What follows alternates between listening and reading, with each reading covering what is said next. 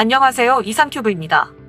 중국 외교부가 아프가니스탄 아이목에 칼을 들이대는 호주 군인 사진을 소셜미디어에서 공유한 것에 대해 호주 정부가 중국에 공개적으로 사과를 요구했습니다.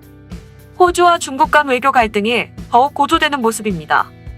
30일 블룸버그 통신에 따르면 스콘 모리슨 호주 총리는 자오리젠 중국 외교부 대변인이 트위터에 공유한 해당 사진에 대해 사진이 조작됐다며 불쾌하다고 말했습니다.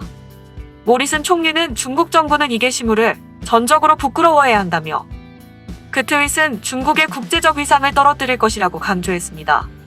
앞서 이날 오전 중국의 자오 대변인은 호주 국기를 단 군인이 어린 양을 안고 있는 한 아프간 아이를 위협하는 사진을 올리며 호주 군인들이 자행한 아프간 민간인과 포로 살해에 충격을 받았다. 우리는 이런 행위를 비난하고 이들에게 책임질 것을 강하게 요구한다고 썼습니다.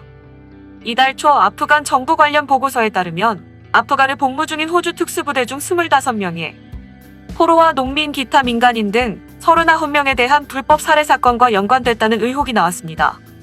4년에 걸친 조사 끝에 나온 이 보고서는 최소 36건이 경찰 수사가 진행될 수 있다고 봤습니다. 또한 영국 가디언이 1일에 단독 보도한 사진은 큰 충격을 주었습니다. 호주의 특수부대 병사들이 아프가니스탄에서 반군 조직 탈레반 소속의 사망자가 착용했던 의족에 술을 담아 마시는 모습이 폭로된 것입니다. 영국 가디언의 1일 단독 보도에 따르면 해당 사진은 2009년 호주군 특수부대가 아프가니스탄에서 탈레반과 교전을 펼쳤던 우르즈간주 타린코호트의 한 비공식 술집에서 촬영된 것으로 알려졌습니다.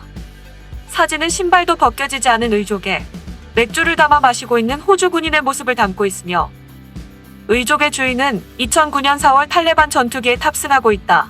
교전으로 사망한 탈레반 반군의 것으로 추정된다고 가디언은 전했습니다.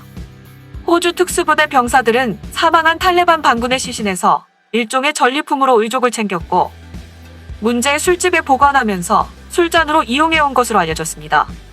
전직 군인은 가디언과 익명으로 한 인터뷰에서 술잔으로 사용된 탈레반 반군의 의족은 자주 특수부대의 비행기에 실려 있었다면서 승인되지 않은 술집은 전쟁터가 이동할 때마다 생겨났고 해당 술집이 어디에 있든 특수부대의 고위 군인은 부하에게 의족을 사용해 술을 마시게 했다고 말했습니다. 가디언은 호주 특수부대 사회에서 고위 장교가 사망한 적군의 의족 등에 술을 담아 마시는 풍습은 오래전부터 있어 왔다고 알려져 있었지만 실제 사진 등의 자료가 공개된 것은 이번이 처음이라고 전했습니다. 이러한 자료는 아프가니스탄에 파병된 호주 특수부대원 등 25명이 2005년부터 2016년까지 민간인 39명을 불법으로 살해한 뒤 이를 은폐한 사실을 확인했다고 밝힌 호주 국방군 감찰실의 보고서가 발표된 지 한 달도 채 되지 않은 시점에서 공개된 것이라 더욱 충격을 주고 있습니다. 보고서에 따르면 당시 호주 특수부대원들은 신참 병사들이 살인을 경험하도록 고참 병사가 강제로 살인을 명령하는 블러딩이란 신고식 관행에 따라 민간인이나 포로를 살해한 것으로 확인됐습니다. 이처럼 당시 아프가니스탄으로 파병됐던 특수부대와 관련된 논란은 빙산의 일각이라고 가디언은 말하고 있습니다. 한편 호주 당국은 지난달 30일 아프가니스탄 아이에 목에 칼을 대고 있는 호주 군인의 사진을 게재한 중국 외교부와 사진 진위 여부를 두고 날선 공방을 벌이고 있습니다. 외교 분쟁으로까지 번질 것으로 보이는 상황에서 의족 술잔 폭로의 여파는 쉽사리 가라앉지 않을 것으로 보입니다. 이런 상황에서 호주는 오랫동안 개발해온 무기를 최근 공개했습니다. 호주의 언론들은 중국 외교부가 사진을 SNS에 공개한 다음 날인 12월 1일에 극초음속 미사일의 프로토타입 시험 발사를 실시했다고 보도했습니다.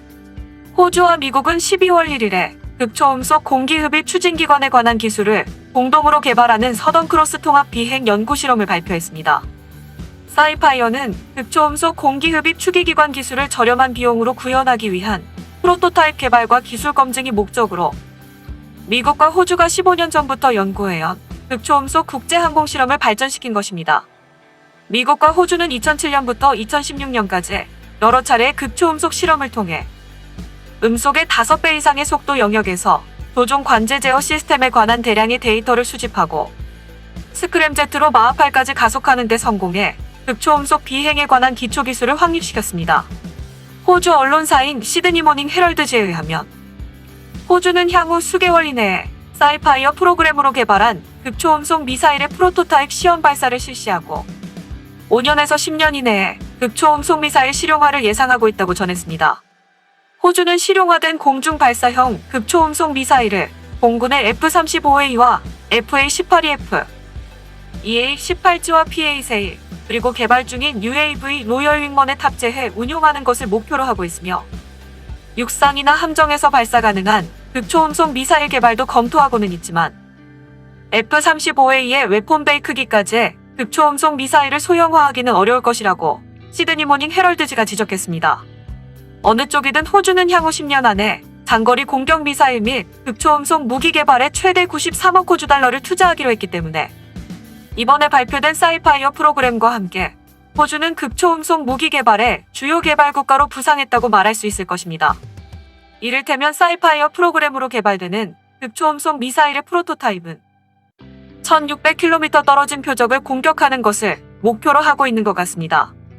시드니 모닝 헤럴드지는 공중 발사형 미사일의 사거리는 사용되는 유형과 이를 탑재한 항공기에 따라 크게 다르지만 미국 공군은 1600km 이상 떨어진 표적을 공격할 수 있다고 전하고 이것도 보수적인 추정치이며 공중 발사형 초음속 미사일이 시드니에서 멜버른까지 비행하는 시간은 6분에서 7분 정도가 소요될 것이다라고 밝혔습니다.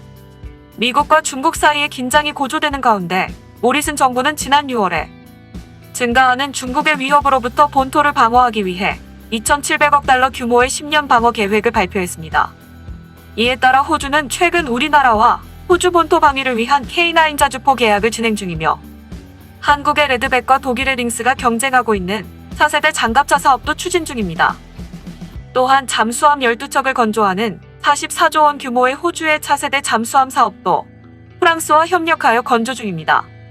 호주 언론이 중국 외교부가 호주군 비하 사진을 SNS에 올린 다음 날에 개발 중인 극초음속 미사일 소식을 다룬 것은 경제적으로는 중국과 협력할 수 있으나 정치 및 군사적으로는 중국에 밀리지 않겠다는 호주의 전략적인 의도를 반영한 것으로 보입니다.